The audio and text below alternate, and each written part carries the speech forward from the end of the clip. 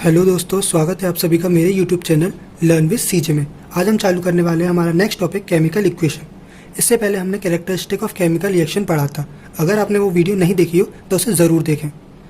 बात करते हैं हमारी केमिकल इक्वेशन क्या होती है। केमिकल इक्वेशन होती है हमारी method of representing a chemical reaction with the help of symbols and formula. क्या होता है? Method of representing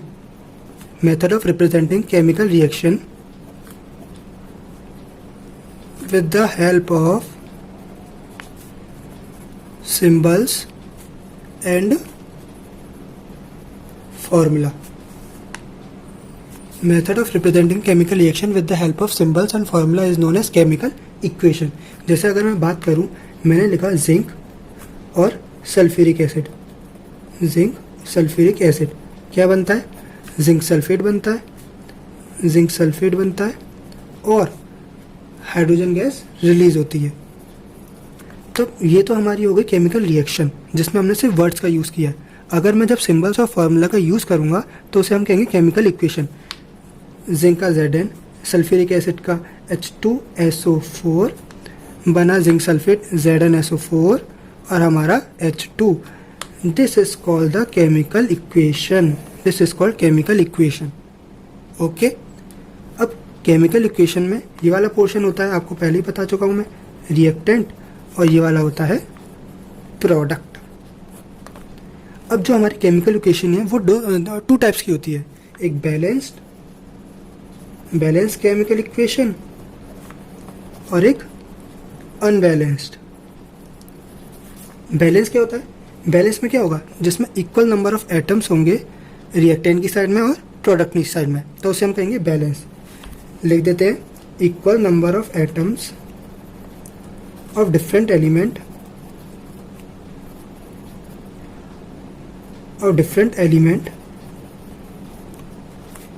in the reactant and product. वही अनबैलेंस का unequal number of atoms of different element in the reactant and product. Unequal number of atoms in reactant and product. Balance में हमारा number of atoms equal होंगे reactant और product की side दोनों तरफ, और अनबैलेंस में हमारे जो एटम्स है वो अनइक्वल होंगे। बैलेंस का एग्जांपल लेते हैं, सिंपल एग्जांपल हम यही वाला लेते हैं। Zn plus H2SO4 gives ZnSO4 plus H2। इसमें देखिए जिंक एक है, यहाँ पे जिंक एक है, SO4 का एक है, SO4 एक है, हाइड्रोजन एक है, हाइड्रोजन एक है, यानी कि रिएक्टेंट और प्रोडक्ट की साइड दोनों तरफ जो हमारे नंबर ऑफ एटम्स है वो सेम है। अगर मैं प्रोडक्ट में अगर मैं अनबैलेंस केमिकल इक्वेशन में एग्जांपल लेते हैं तो H2 plus O2 gives H2O। Unbalance में क्या? हाइड्रोजन के दो हैं, ऑक्सीजन का यहाँ पे दो है लेकिन ऑक्सीजन का एक है, तो ऐसी रिएक्शन को क्या कहते हैं? Unbalance chemical equation. ओके। अब क्वेश्चन ये पूछा जाता है, why should chemical equation be balance? Chemical equation को बैलेंस क्यों करते हैं? तो हमें पता है mass can neither be created nor be destroyed. Mass को ना तो बनाया जा सकता है और ना उसे नष्ट किया जा सकता है, यानी कि हम इसमें law of conservation of mass को फॉलो करते हैं। अगर आपसे पूछा जाए why should chemical equation be balance, तो हमारा सिंपल सा एग्जाम्पल होगा, to satisfy the law of conservation of mass we should balance the chemical equation. The mass of the reactant must be equal to the mass of product. Reactant का मास product के मास के equal होना चाहिए। ठीक है। अब हम बात करते हैं बैलेंसिंग द केमिकल इक्वेशन।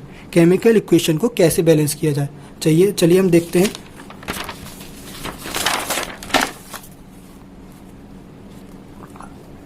अब मैंने इसमें पहले से ही एनसीईआरटी का एग्जाम्पल ले रखा है, उसे हम समझेंगे। Fe plus H2O gives Fe3O4 और H2। ये हमारी अनबैलेंस केमिकल इक्वेशन है जिसमें Fe के कितने हैं? एक है, और H2O के हाइड्रोजन का यहाँ पे Fe का एक है, यहाँ पे Fe के तीन है, हाइड्रोजन के दो हैं, यहाँ पे हाइड्रोजन के दो हैं, यहाँ पे ऑक्सीजन का एक है, यहाँ पे ऑक्सीजन के चार है। तो ये हमारी कैसी होगी? अनबैलेंस्ड हो गई। तो सबसे पहले स्टेप 1 में हम क्या करेंगे? इनको बॉक्स में कवर कर लेंगे। बॉक्स में कवर कर लिया। स्टेप 2 में जो इनके नंबर ऑफ एटम होंगे उनकी लिस्ट बना लेंगे। Fe का नंबर ऑफ रिएक्टेंट की साइड में कितने एटम है? एक है, तो हम एक लिख लेंगे। प्रोडक्ट की साइड में कितने एटम है? 3 है, तो हम 3 लिख लेंगे। हाइड्रोजन की साइड में कितने एटम है? 2। रिएक्टेंट की साइड कितने हैं? 2 है, और प्रोडक्ट की साइड यहाँ पे भी 2 है, तो 2 लिख लेंगे। हमारे जो बचा ऑक्सीजन, ऑक्सीजन के रिएक्टेंट की साइड कितनी है, 1 है, और प्रोडक्ट की साइड 4 है, तो 4 लिख लिया। अब स्टेप थर्ड में क्या करेंगे, balance the oxygen atom, oxygen atom को बैलेंस करेंगे। कैसे, इनिशियल में जो हमारे रिएक्टेंट है उसकी साइड ऑक्सीजन एटम कितने हैं, 1 है, वो भी किसमें, H2O में, और वहीं प्रोडक्ट की साइड कितने ऑक्सीजन एटम है, 4 है, किसमें, Fe3O4 में। अब यहाँ पे 1 है, यहाँ पे 4 है, तो इसे बैलेंस करने के लिए क्या करेंगे, यहाँ पे 4 का मल्टीप्लाई कर देंगे, तो हमारी जो रिएक्शन बन के आई वो क्या आई, Fe 4 का मल्टीप्लाई कर दिया, इसलिए 4 आगे आ गया, H2O गिव्स Fe3O4 और H2। स्टेप फोर्थ में हमारा क्या बैलेंस हो गया, यहाँ पे हमारा जो नंबर ऑफ ऑक्सीजन एटम है वो बैलेंस हो गया, और हाँ इसमें हम जो मैक्सिमम नंबर ऑफ एटम जिसमें होंगे सबसे पहले उसे बैलेंस करेंगे। इसमें ऑक्सीजन के मैक्सिमम नंबर ऑफ एटम थे, इसलिए हमने यहाँ पे ऑक्सीजन को बैलेंस किया है। अब हमारे पास बचा आयरन और हाइड्रोजन, तो हम पहले हाइड्रोजन को बैलेंस करते हैं। हाइड्रोजन को बैलेंस करने के लिए क्या करेंगे, रिएक्टेंट की साइड इसमें देखेंगे, रिएक्टेंट की साइड हमारे नंबर ऑफ हाइड्रोजन एटम कितने बचे, 4 2 8, 8 इन किसमें, 4H2O में। यहाँ पे हाइड्रोजन कितने हैं, प्रोडक्ट की साइड 2 है, तो यहाँ पे 2 लिख लिया। अब बैलेंस करने के लिए यहाँ पे 2 है, यहाँ पे 8 है, तो किसका मल्टीप्लाई करेंगे, 4 का मल्टीप्लाई कर देंगे। तो हमारी जो इक्वेशन बन के आई वो क्या है, Fe + 4H2O गिव्स Fe3O4 और 4H2।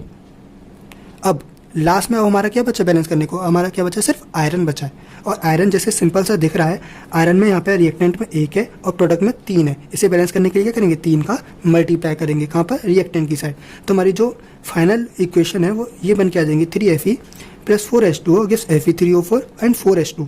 यहाँ पे आयरन के कितने, 3 है, यहाँ पे भी 3 है, यहाँ पे हाइड्रोजन कितने हैं, 4 2 8, यहाँ पे 4 2 8, यहाँ पे ऑक्सीजन के 4 है क्योंकि 4 आगे लग रहा है, और यहाँ पे भी ऑक्सीजन के कितने हैं, 4। तो this is the balance chemical equation. Okay, अब हम बात करते हैं टाइप्स ऑफ केमिकल इक्वेशन की, किसकी, टाइप्स ऑफ केमिकल रिएक्शन।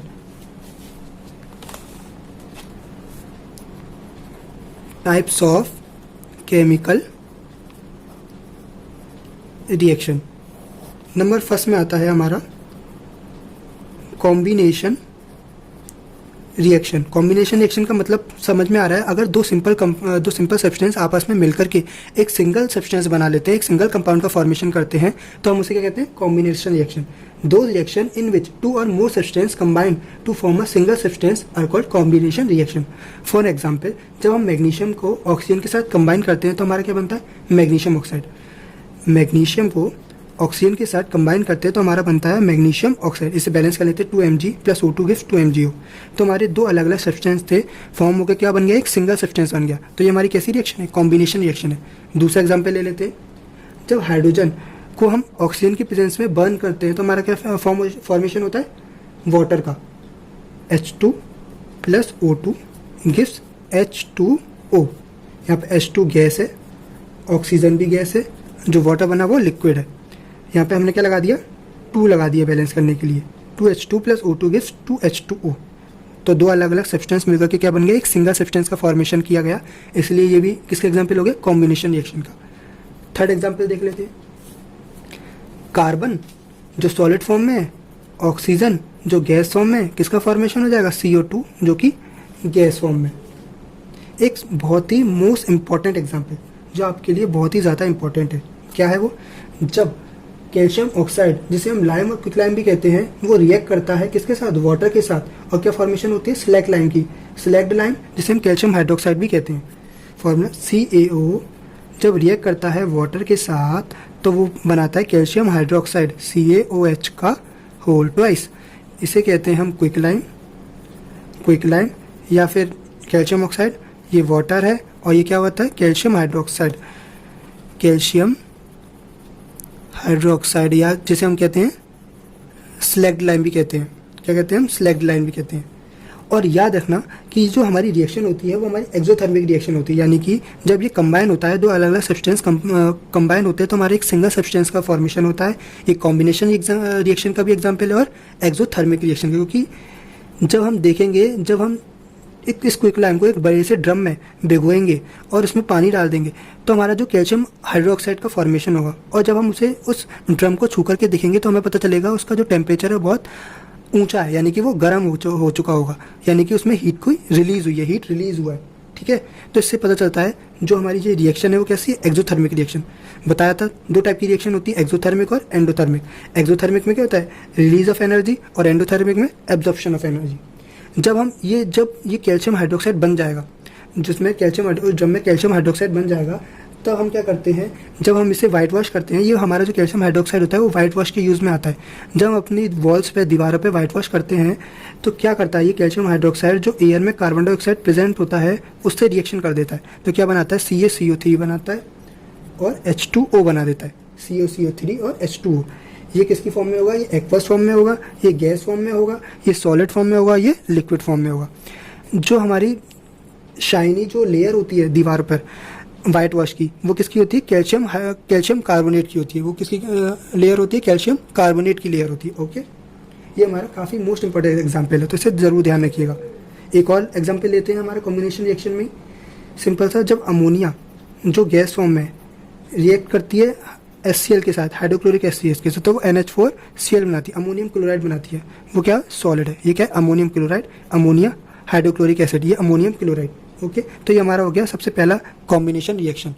कौन सा हो गया, ये हमारा कॉम्बिनेशन रिएक्शन हो गया। ठीक है, अब हम बात करते हैं, यहीं पे बात कर लेते हैं हम डिकम्पोजिशन रिएक्शन की। किसकी, सेकंड टाइप है हमारा डिकम्पोजिशन रिएक्शन। डिकम्पोजिशन रिएक्शन, जो डिकम्पोजिशन रिएक्शन है वो जस्ट अपोजिट है हमारा किसका, कॉम्बिनेशन रिएक्शन का। डिकम्पोजिशन रिएक्शन जस्ट अपोजिट है हमारा कॉम्बिनेशन रिएक्शन का। इसमें एक सिंगल कंपाउंड ब्रेक होता है, दो या दो से अधिक सिंपल सब्सटेंस में ब्रेक हो जाता है। जो हमारा डिकम्पोजिशन रिएक्शन में हमारा जो सिंगल कंपाउंड है वो दो से अधिक सिंगल सब्सटेंस में ब्रेक हो जाता है।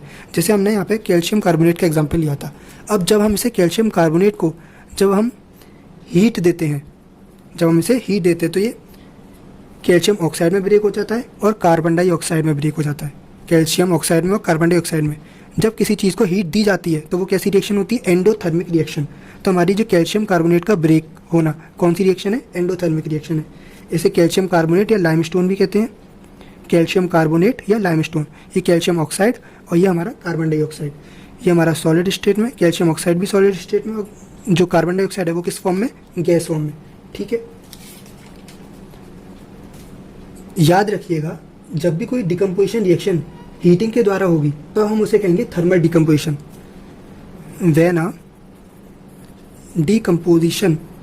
अ decomposition reaction is carried out by heating it is called thermal decomposition. इसे क्या कहेंगे हम, थर्मल डिकम्पोजिशन कहेंगे। क्या कहेंगे इसे हम, थर्मल डिकम्पोजिशन कहेंगे। इसका एक और एग्जांपल ले लेते हैं। जब पोटेशियम क्लोराइड को हीट किया जाता है मैग्नीशियम ऑक्साइड के प्रेजेंस में, पोटेशियम क्लोराइड का formula, second example potassium chloride 2KClO3। ये क्या है हमारा, पोटेशियम क्लोराइड। जब हम इसे हीट करते हैं किसकी प्रेजेंस में, MnO2 की। जो MnO2 है वो किसका काम कर रहा है, ये हमारा काम कर रहा है कैटलिस्ट का। किसका काम कर रहा है ये, कैटलिस्ट का। कैटलिस्ट क्या होता है, किसी भी रिएक्शन की रेट को बढ़ाने के लिए जो सब्सटेंस यूज़ किया जाता है उसे हम कैटलिस्ट कहते हैं। और हम क्या दे रहे हैं, इसे हीट भी दे रहे हैं। तो ये किस में ब्रेक हो जाता है, पोटेशियम क्लोराइड में। पोटेशियम क्लोराइड और ऑक्सीजन में ब्रेक हो जाता है। पोटेशियम क्लोराइड 2KCl और हमारा 3O2। ठीक है, हमारा ये पोटेशियम क्लोराइड और ऑक्सीजन में ब्रेक हो गया। एक और एग्जाम्पल ले लेते हैं। जब हमारा फेरस सल्फेट होता है, एग्जाम्पल क्या है, जो फेरस सल्फेट होता है, जब हम इसे हीट करते हैं तो हमारा ये फेरिक ऑक्साइड में ब्रेक हो जाता है, सल्फर डाइऑक्साइड में, सल्फर ट्राइऑक्साइड में। फेरिक सल्फेट है हमारा ferric oxide Fe2O3, sulphur dioxide and sulphur trioxide. याद रखिएगा, जो फेरस सल्फेट है उसका कलर होता है ग्रीन कलर। उसका कलर कैसा होता है, ग्रीन कलर। और जब ये फेरिक ऑक्साइड में ब्रेक होता है तो जो फेरिक ऑक्साइड का कलर होता है वो ब्राउन कलर होता है। ये ferrous sulphate green colour, ferric oxide brown colour. तो जब हम इसे हीट करते हैं, जब यानी कि फेरस सल्फेट डिकम्पोज होता है तो किसमें कन्वर्ट होता है, फेरिक ऑक्साइड में, सल्फर डाइऑक्साइड में, सल्फर ट्राइऑक्साइड में। This is the example of decomposition reaction. तो चलिए बाकी के एग्जाम्पल को हम नेक्स्ट वीडियो में हम नेक्स्ट वीडियो में देखेंगे। लेकिन इस वीडियो को लाइक ज़रूर कीजिएगा, शेयर भी कीजिएगा और सब्सक्राइब भी कीजिएगा। और अगली वीडियो को देखने के लिए हमारे इस चैनल से ज़रूर जुड़िए रहेगा। Thank you.